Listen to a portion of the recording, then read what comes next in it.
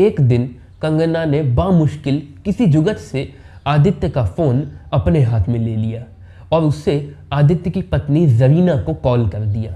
जरीना से मदद मांगी, मगर देश में ताज़ा लोकसभा चुनावों के नतीजे आ चुके हैं और इस पूरे चुनाव के दौरान एक फिल्म अदाकारा के बड़े चर्चे हुए। तो आज मैं आपके लिए बॉलीवुड की क्वीन के नाम से मशहूर एक्ट्रेस कंगना रनौत की ज़िंदगी की पूरी कहानी लेकर आया हूँ।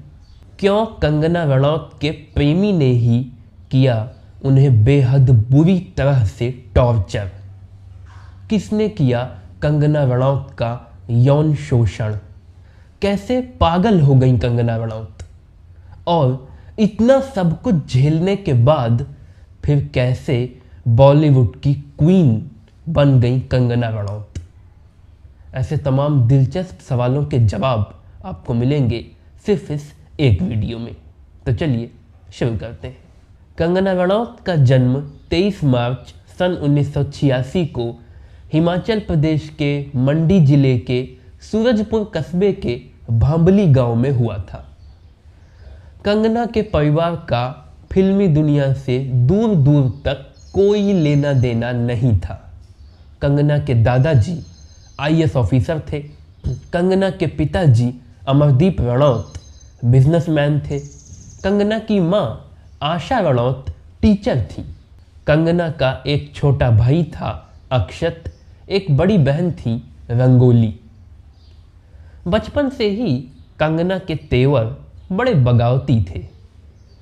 एक बार उनके पिताजी अपने सभी बच्चों के लिए खिलौने लेकर आए। कंगना को गुड़िया दी, उनके भाई अक्षत को बंदूक। लेकिन कंगना का मन बंदूक से खेलने को था।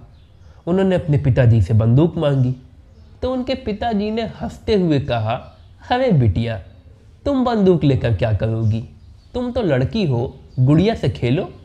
बस इसी बात पर कंगना को गुस्सा लग गई। अरे लड़की होने का बंदूक से क्या लेना देना। उन्होंने अपनी गुड़िया उठाकर ज़मीन पे पटक दी और तब तक मुंह फुलाए बैठी रहीं जब तक उन्हें खेलने के लिए बंदूक न मिल गई। कंगना के मुताबिक ज़िंदगी में ये पहली बार था जब उनका साबिका समाज की रूढ़िवादी पुरुष प्रधान सोच से हुआ। लेकिन इस सोच से उनकी सबसे बड़ी लड़ाई तो तब हुई जब चंडीगढ़ के डीएवी स्कूल में पढ़ाई के दौरान उनसे 3 साल सीनियर एक स्टूडेंट ने उन्हें मॉलेस्ट करना शुरू कर दिया। वो कई दिनों तक उन्हें मॉलेस्ट करता रहा। कंगना के मुताबिक वो दौर उनकी ज़िंदगी का सबसे बुरा दौर था। उन दिनों वो अपनी ज़िंदगी में सबसे ज़्यादा फिजिकली और मेंटली ट्रॉमा में रही। आखिरकार उन्होंने हिम्मत बांधी, इसके खिलाफ लड़ाई लड़ी और जीती। ऐसा ही एक वाकया कंगना के साथ तब हुआ जब एक सिरफिरे आशिक ने उनकी बड़ी बहन रंगोली के चेहरे पर तेजाब फेंक दिया। कंगना घटना के वक्त अपनी बहन के साथ ही मौजूद थी और इस घटना का उनको इतना गहरा सदमा हुआ कि वो मानसिक अवसादग्रस्त हो गई, वो भी कई दिनों के लिए।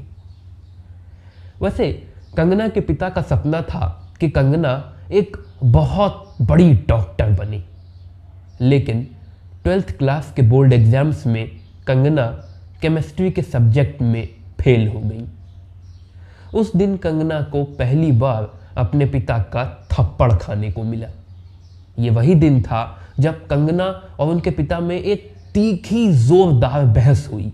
उनके पिता का कहना था कि कंगना बिल्कुल नालायक है, जिंदगी में कुछ नहीं कर सकती, जबकि कंगना का कहना था कि हाँ वो डॉक्टर नहीं बनेंगी मगर जिंदगी में कुछ बड़ा कर दिखाएंगी।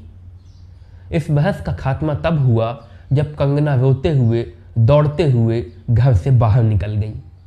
सबको लगा वो दुखी और गुस्से में है, 2-4 घंटे में अपने आप लौट आएंगी, मगर किसी को मालूम भी ना था कि कंगना जो घर से निकल गई तो निकल ही गई हैं। कंगना सीधे पहुंच गई मंडी रेलवे स्टेशन, वहां से पकड़ी ट्रेन और चली गई दिल्ली, एकदम अकेले, बिना किसी को बताए। उस वक्त कंगना की उम्र महज 16 साल की थी। कंगना दिल्ली पहुंच तो गई, मगर अब करें क्या, कुछ समझ नहीं आ रहा था उनको। अपनी दोस्तों से उन्होंने सुन रखा था मॉडलिंग के बारे में, तो पहुंच गई एक छोटी सी मैगजीन के दफ्तर। उनके गोरे रंग प्लस घुंघराले बाल के कारण उन्हें मॉडल के तौर पे काम मिल गया। लेकिन पैसे इतने कम मिलते थे कि कंगना के मुताबिक कई कई दिन उन्हें ब्रेड और अचार खाकर गुजारने पड़ते थे। अब तक कंगना के परिवार को एक खबर मिल चुकी थी कि कंगना कहाँ है, क्या कर रही हैं, लेकिन उनके परिवार की तरफ से उन्हें कोई मदद नहीं दी जा रही थी। मॉडलिंग के दौरान ही अपनी एक मॉडल दोस्त के कहने पर कंगना ने अस्मिता थिएटर ग्रुप ज्वाइन कर लिया। कंगना ने पहले तो ये अपनी दोस्त के साथ ज़्यादा वक्त बिताने के लिए ज्वाइन किया था, मगर धीरे धीरे उन्हें एक्टिंग में वाकई मज़ा आने लगा। फिर तो उन्होंने धीरे धीरे से मॉडलिंग का ये काम छोड़ दिया और फुल टाइम थिएटर आर्टिस्ट बन गई। 4-5 सालों तक उन्होंने खूब थिएटर शोज़ किए। साल 2005 की बात है। कंगना दोपहर का अपना शो ख़त्म करने के बाद शाम को एक छोटे से कॉफ़ी हाउस में कॉफ़ी पी रही थी। अचानक उनके बगल एक आदमी आया और बोला, तुम्हारी शक्ल और एक्टिंग दोनों बहुत खूबसूरत है, फिल्म में काम करोगी? कंगना चौंक गई।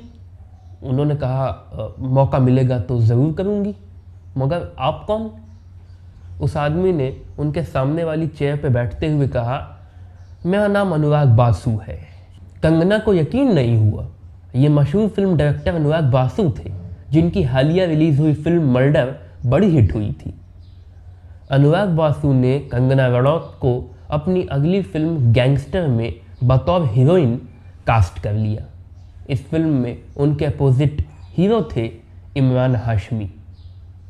कंगना अनुराग की बात मान उनके साथ ही दिल्ली से मुंबई शिफ्ट हो गई। मुंबई में अनुराग बासु के कहने पर उन्होंने आशा चंद्रा ड्रामा स्कूल में 4 महीनों की एक्टिंग क्लासेस ली और उसके बाद फिल्म गैंगस्टर में काम किया। साल 2006 में फिल्म गैंगस्टर रिलीज़ हुई। फिल्म तो कोई बहुत ज़्यादा हिट नहीं हुई, लेकिन कंगना के काम को खूब पसंद किया गया, इतना ज़्यादा कि उन्हें बेस्ट डेब्यू का फिल्म फेयर अवार्ड मिला। इसके बाद कंगना रनौत ने fashion, Raaz, once upon a time in Mumbai, Tanu weds Manu returns, Panga, Manikarnika जैसी कई फिल्मों में काम किया। वैसे कंगना रनौत के करियर की सबसे मशहूर फिल्म कही जाती है साल 2013 में रिलीज़ होने वाली फिल्म क्वीन। इस फिल्म में उनका लुक स्टाइल बड़ा मशहूर हुआ। ये फिल्म महज 12 करोड़ की सामान्य सी लागत में बनी, लेकिन 120 करोड़ की गजब की कमाई की। हालांकि ये बात बड़ी दिलचस्प है कि जिस क्वीन फिल्म को कंगना रनौत के करियर की सबसे बड़ी और मशहूर फिल्म कहा जाता है, उस क्वीन फिल्म की कहानी कंगना को शूट के आखिरी दिन तक पसंद ही नहीं थी। वैसे एक बात ये भी सच है कि बॉलीवुड में कंगना रनौत की फिल्में जितनी हिट हुई, उससे कहीं ज़्यादा उनकी कंट्रोवर्सीज हिट हुई, खास तौर से उनके लव अफेयर्स को लेके। जैसे कंगना का पहले नाम जुड़ा एक्टर आदित्य पंचोली के साथ, वही आदित्य पंचोली जिन्होंने 80 और 90 के दशक की बहुत सी फिल्मों में काम किया। उम्र में तकरीबन 20 साल का फासला होने के बाद भी दोनों में बहुत प्यार हो गया, इतना ज़्यादा कि दोनों लिव इन में रहने लगे, जबकि आदित्य शादीशुदा थे। कहते हैं कि एक दिन आदित्य और कंगना में किसी बात को लेकर झगड़ा हुआ और आदित्य ने कंगना पर हाथ उठा दिया। कंगना का दिल टूट गया। उन्हें आदित्य से ऐसी उम्मीद बिल्कुल नहीं थी। उन्हें लगा कि अब उन्हें आदित्य के साथ नहीं रहना चाहिए। वो आदित्य को छोड़कर जाने लगी। आदित्य ने उन्हें रोक लिया। कंगना के मुताबिक आदित्य ने उन्हें ज़बरदस्ती अपने घर में कैद कर लिया। वो उन्हें मारते थे, पीटते थे, बहुत बुरी तरह से टॉर्चर करते थे। एक दिन कंगना ने बामुश्किल किसी जुगत से आदित्य का फ़ोन अपने हाथ में ले लिया और उससे आदित्य की पत्नी जरीना को कॉल कर दिया। जरीना से मदद मांगी, मगर कंगना के मुताबिक ज़रीना ने उनकी मदद करने से इनकार कर दिया। तब एक दिन मौका देखकर कंगना आदित्य के घर की एक मंजिल से कूदकर भाग गई। जब कंगना ने सरेआम मीडिया में ये आरोप आदित्य पे लगाए तो आदित्य ने कहा कि कंगना पूरी तरह से पागल हो गई हैं, उन्हें मेंटल डॉक्टर की ज़रूरत है। वो कंगना के घर पर पागल खाने की बस भेज रहे हैं और साथ ही उन्होंने कंगना पर करोड़ों रुपए के मानहानि का केस करने की धमकी भी दी। इसके बाद कंगना की ज़िंदगी में आए मशहूर होस्ट और एक्टर शेखर सुमन के बेटे अध्ययन सुमन। बस कहानी में फ़र्क ये है कि आदित्य के साथ कहानी में कंगना पर जुल्म हुआ था कंगना के मुताबिक, और अध्ययन के साथ इस कहानी में अध्ययन पर ज्यादती हुई अध्ययन के मुताबिक। अध्ययन के मुताबिक कंगना उनके साथ बड़ा ही विचित्र और अजीब सा बर्ताव करती थी। अचानक उन्हें गाली दे दे के बात करने लगती थी। एक दिन अध्ययन ने बड़ी मुश्किल से सोचकर, बड़ी मेहनत से ढूंढकर कंगना के लिए एक गिफ्ट लिया और उनको गिफ्ट किया, मगर उसी रात एक पार्टी में कंगना ने अध्ययन का दिया हुआ गिफ्ट ऋतिक रोशन को दे दिया। इसका अध्ययन को बहुत बुरा लगा। अध्ययन के मुताबिक लौटते वक्त रास्ते में कंगना ने अचानक उन्हें थप्पड़ मार दिया, ये कहकर कि वो उनकी सक्सेस से जलते हैं। इसके बाद अध्ययन के मुताबिक घर पहुंचने पर कंगना ने उन्हें और भी खूब पीटा। अध्ययन के मुताबिक एक दिन कंगना उन्हें एक तांत्रिक के पास ले गई। तांत्रिक के कमरे में धूनी जल रही थी, पूरा हवन हो रहा था। चारों ओर दीवारें अलग अलग रंगों के अजीब से कपड़ों से पूरी तरह से ढकी हुई थी। तांत्रिक ने अध्ययन को भी एक अजीब से रंग का अजीब सा कपड़ा पहना दिया और फिर उनसे ज़बरदस्ती कई मंत्र पढ़वाए। ये सब देख अध्ययन बहुत बुरी तरह से डर गए। अध्ययन के मुताबिक कंगना उनके लिए खाना पकाती थी। उन्हें लगता था कि कंगना प्यार के मारे ऐसा कर रही हैं, लेकिन अध्ययन के मुताबिक बाद में उन्हें मालूम चला कि उन पर जादू टोना करने के लिए कंगना उनके खाने में अशुद्ध खून मिलाती थी। कंगना और अध्ययन का रिश्ता भी टूट गया। इसके बाद कंगना का नाम जुड़ा ऋतिक रोशन के साथ। कहते हैं कि फिल्म क्रिश की शूटिंग के दौरान कंगना और ऋतिक में अफेयर शुरू हो गया। इसी के कारण ऋतिक रोशन और उनकी पत्नी सुजैन खान के बीच तलाक हो गया। लेकिन मीडिया में कंगना ने तो कबूल कर लिया कि ऋतिक के साथ उनका अफेयर है, लेकिन ऋतिक ने कंगना को पहचानने तक से इनकार कर दिया। इसके बाद कंगना ने ऋतिक रोशन पर मीडिया में तरह तरह के बहुत से संगीन आरोप लगाए।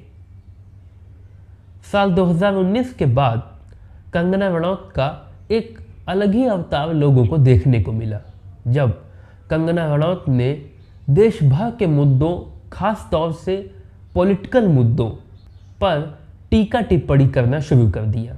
खास तौर से इस समय देश की जो सत्ताधारी पार्टी है बीजेपी, वो उसके समर्थन की बातें करने लगी। जैसे पश्चिम बंगाल के चुनावों के दौरान उन्होंने पश्चिम बंगाल की मुख्यमंत्री ममता बनर्जी को कलयुग की ताड़का कहा। चुनावों के दौरान उन्होंने प्रधानमंत्री नरेंद्र मोदी से ये अपील की, आह्वान किया कि वो 2000 के दशक वाला अपना विराट रूप दिखाएं। उनका इशारा 2002 में होने वाले गुजरात के हिंसक दंगों की ओर था। उसके बाद जब वेस्ट बंगाल के चुनाव बीजेपी हार गई तो उन्होंने वेस्ट बंगाल को पीओके से कंपेयर कर डाला।